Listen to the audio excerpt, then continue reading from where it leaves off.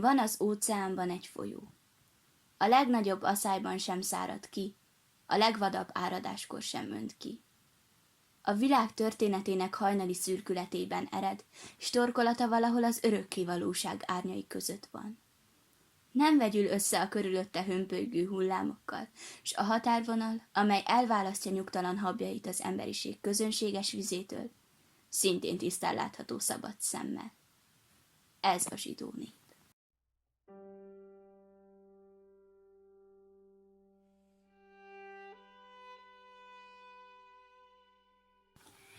A család helyi ősének Kremzir Károly tekinthető, aki az 1840-es évek végén telepedett le Barcson.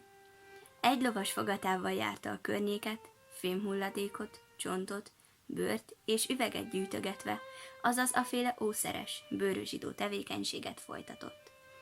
Miután megfelelő tőkéje gyűlt össze, a Széchenyektől kibérelte az addig csekély hasznot hozó belcsai birtokrészüket, és mezőgazdasági termelésbe kezdett. Ez a vállalkozása olyan jól sikerült, hogy 1866-ban már meg is tudta venni a birtokot. A tartós berendezkedés részeként 1873 körül felépítette kastélyát, 1878-ban a hatalmas szeszgyárat. 3 fia közül a legfiatalabb Kremzir Mór volt, aki Sopronban, Grazban és Zürichben végzett tanulmányai befejezése, illetve apja halála után 1888-ban átvette a birtok irányítását. Az ipartelepen a szeszgyáron kívül finomítót, rum- és likőrgyárat, tehenészetet és marhahizlalót üzemeltetett. A gazdaság igazgatása mellett nagyon jelentős közéleti tevékenységet folytatott.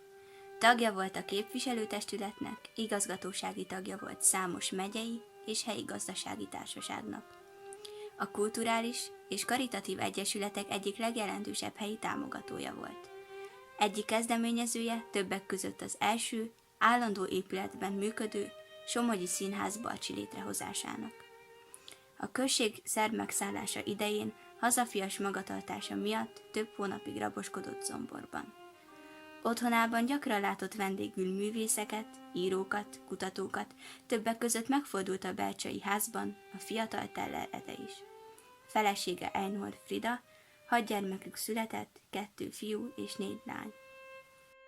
E nagymúltú, a város életében jelentős szerepet betöltő család tragédiája 1939-ben a második zsidó törvény életbelépése után kezdődött. Gazdasági mozgásterüket a végsőkig korlátozták, házukban mint megtűrt lakók maradhattak. Az idős birtokos ezt a csapást már nem tudta kiheverni. 1940. december 16-án meghalt. Első házasságából született Károly fia feleségével együtt, még a deportálások előtt, 1944. április 6-án öngyilkos lett. Ugyancsak önkezével vetett véget életének egyik veje, Berger Endre is. A család többi tagját 1944. május 28-án deportálták. A vészkorszak túlélői a szűkebb családból Kremzir Morné és Erzsébet leánya voltak, akiket egy apácsaládnak sikerült elbújtatnia Budapesten. A család síremlékei a Barcsi izraelita temetőben találhatóak. Shalom Aleichem, Malachei Yasharet, Malachei Elyon,